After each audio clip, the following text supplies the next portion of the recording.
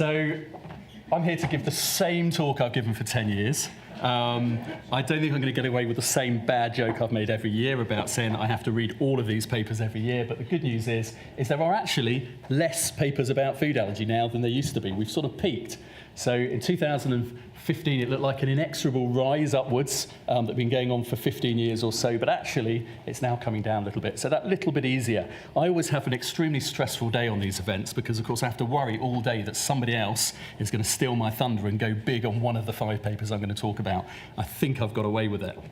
Although, Paula, thank you, because you asked the question which alluded directly to something we're going to be talking about, which is nut-free schools.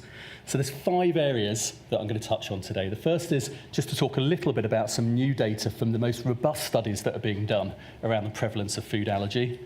A little bit about food allergy prevention, the other side of LEAP and the early introduction of allergens, but actually thinking a bit more about the skin barrier. We're going to talk about nut-free schools, about food allergy on aeroplanes, because that's been really big in the media this year, and also a little bit about the potential impact of what I think is going to be the biggest single change in the way that we're practicing probably during the course of our generation of allergy, which is the real arrival of food desensitization into our clinics.